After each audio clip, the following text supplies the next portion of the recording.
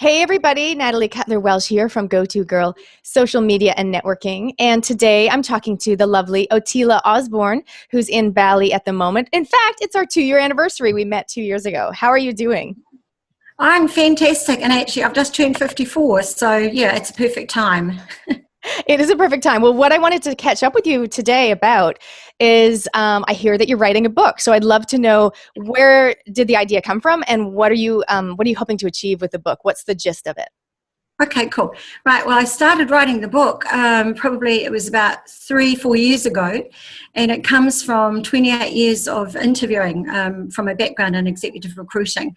So over the years, I thought, everybody has a story, and there are some incredible stories from entrepreneurs, and I'm fascinated with business and the way people think. So 3 years ago, I started on my trek to track down incredible people that I believe had an influence on business, but not only business, but made an influence and an impact in the world, and started interviewing. So far I've interviewed 21 people for the book, and it will be completed by the end of the year. It's taken some time because, writing the book has been only a part of what I've been doing in around life and work. And also, scheduling time with people. All of these people are incredibly successful, therefore they're incredibly busy. So I've been grateful to have their time. And the wonderful thing with the move from New Zealand to Bali, it has opened my eyes to a completely different world of entrepreneurialism over here. I mean, really, I'm in a global hub. So, what is seen to be successful in New Zealand, it's quite different. Here, the eyes to the world, I think, are a lot wider. So we're going to have a fantastic combination of skill set and personalities and mindset between both worlds. Yeah. I want to come back to the book in a second, but just as you mentioned that's so intriguing about the perceptions of success. And Yes. Can you just give us one or two examples of a cultural difference there so it's not necessarily Balinese people, but it's the culture of the entrepreneurs who are living that global free lifestyle. Yeah. What is main? Okay, so the people that I'm interviewing here in Bali, they're expats. So they've migrated from around the world into Bali for their own reasons, and sort of most of it by chance. They've actually fallen upon or created their opportunity to make business here in the world, and they've taken it outside of Bali. So it's not just in Bali, it's sort of outside. So we've got your traditional entrepreneurs that have created enterprises in the land, and then we have the online entrepreneurs like Peter Wall, the creator of Hubud, who's actually now licensing that model around the world. So it's really, looking at what motivates people to actually move beyond themselves and beyond their own country, to land in a foreign land, take with them what they have, which is their body and their mindset and their creative ideas and their family, and how they challenge themselves to be able to set up and create a new life from scratch in a foreign land, which is a lot harder than actually being immersed in your own country and looking for an opportunity and then creating it in an environment that you know well. So, it's become more than just a study of people. It's become a study of behaviour, and there's definitely commonalities between the two. But, for example, the bulk of the entrepreneurs that I'm interviewing here in Bali have come from Canada. Oh, and yay! So, yeah, so it appears that, and these are just people that I've migrated to because the perception of success is not necessarily about money, and it's not about size. It's I've gravitated to them because they appear, one, to be really happy with what they're doing in the world and in their own lives, but also they've created a whole community around themselves, and all of them have in their businesses, it's much bigger than themselves. So they've found an opportunity to fill a need in the world. So for me, I found that incredibly fascinating. And what I've seen is the mindset between from the New Zealanders and the Canadians we're quite similar, so New Zealanders, the number 8 wire people, we put things together, we do it ourselves, we don't wait. And we've got a strong sense of adventure. I think we're one of the top countries as far as, young people travelling in the world. And I believe that's probably the same with the Canadians. It appears that they come from a similar ilk. There you go. There you go. That's why you and I get along so well. That's good. Yeah. So coming back to the book, so it's called Activators and Influencers, which I find so fascinating because at the moment I've got a group of my mastermind, my high-end mastermind group, and it's called the Influencers. So I love that you're using that word as well. So are you able to name drop any? Are you able to tell us anybody you've interviewed for the book, or is it hush hush? Yeah, of course. Yeah, no. And I'm going to start downloading just a glimpse of the interviews into my blog, which is Otila Osborne blog. So I'll send you the link. But just last week, actually just this week, I interviewed Peter Wall, who's the Canadian and founder of Hubud, which is it's a location where entrepreneurs can actually migrate into and basically freelance. So it's, like choose your own space and work with the internet. So it's perfect for the global nomad style. And that's worked incredibly well here, and they're taking that around the world. Teresa Gatting, the former CEO of Telecom, she was the CE at age 37. She's also a very good friend, an incredible woman who does a lot for not-for-profits and very, very powerful in her own right. She's taken her business, My Food Bag, from 0 to, and I just need to make sure this is right, 80 million in 2 years. So I've interviewed Teresa this week. I've also interviewed Rod Drury, the New Zealand owner of Xero, an incredibly inspirational creative entrepreneur. I flew to America and interviewed Michael Gerber, the author of The E-Myth. And Michael must be about 78 or 79 now, and he's been married 5 times. He's just actually setting up another business. So, he's an incredibly inspirational entrepreneur and very successful business person.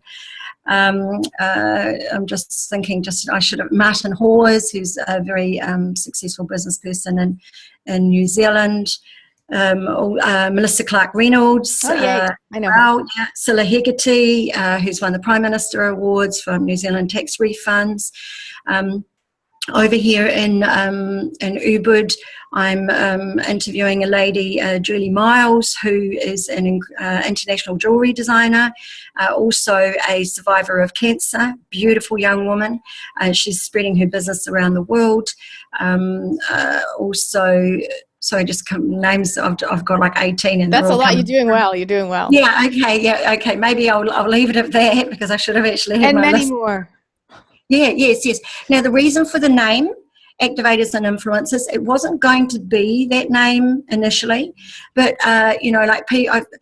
since I've landed here, and even prior, I'm a networking queen, so I'm always putting people together. I'm always referring, so I do a lot for not-for-profit, and people have come to me and said, look, can you help me with my marketing, or can you help me with my social media? And so what I've always been doing is connecting people, and I say to people, even in my training, that there are 2 types of people that we look for. So we look for people of affluence. So when I'm working with the not-for-profits, of course, it's money that makes the world go round. So we need people of affluence, but we need people of influence. And the power is in the influence. Because if we can get to the influence, then we get to the affluence. Oh, and particularly on social media, the people with the following, they don't need to be rich. They just need to be rich with the number of people that are following what they do. Yeah, but money, I see, from the interviews as well, and not all of the applicants are multimillionaires. Most of them have been there, done that, lost it, been there, done that, lost it. Actually, they probably all are. But the other thing where activators came from is that the one common trait that they all have, and it's regardless of age, and I think my oldest interviewee might be 82, they have an incredible energy level. So, the one premise that does not sit in the book, that is dictated in all business studies and all business coaching, is focus on one thing at a time. None of these people do that. That is music to my ears. Yeah, me too. I felt normal. Yeah, no, they are high energy. They are on the go. They have multiple projects happening at the same time. They live high, vibrant lives. They are, out there in the public arena. They give give much more than they receive. In fact, most of them probably don't even receive. It's not about that. And they have an incredible sense of urgency in that every minute, every moment matters. And I think that driving force is probably what will get us to 95 if they wake up every morning with a reason to get on and do what they do. Oh, I love all that, because a lot of those characteristics are things that, it sounds like me. And it's funny when people say you should focus. I'm like, oh, I should really not have so much energy and focus on one thing. And then, but it's like, that's what makes you who you are. So to a certain extent, you don't want to change it. Well, you can't, because it's part of your personality. I think it's a gift that you're born with, and whether it be genetic or whether it be, and I go into the influence of the family and friends and the upbringing and the childhood, it appears that all had that motivating drive to do something different. Yeah. And probably also to have a positive impact on the world. Like you said, they're doing more than just, they're doing more, they're having an impact.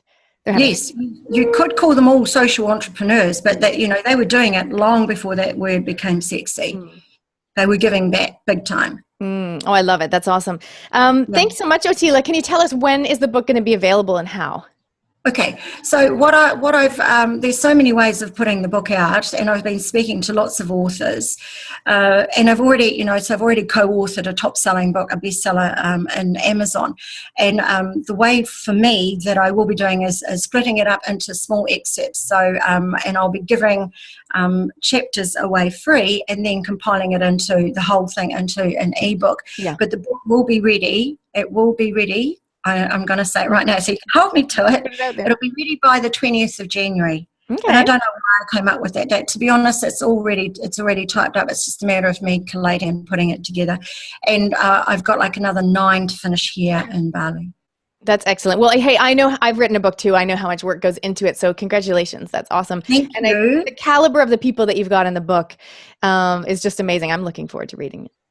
Oh, yes, absolutely. And so remind everybody how we can find you on social media and website. Okay. The best way to find me is to send a friend request to Otila Osborne on Facebook. I'm just actually tidying up my blog page at the moment. LinkedIn is a really good forum. It's professional, and if I can connect you in there, you'll be able to get my professional messages through.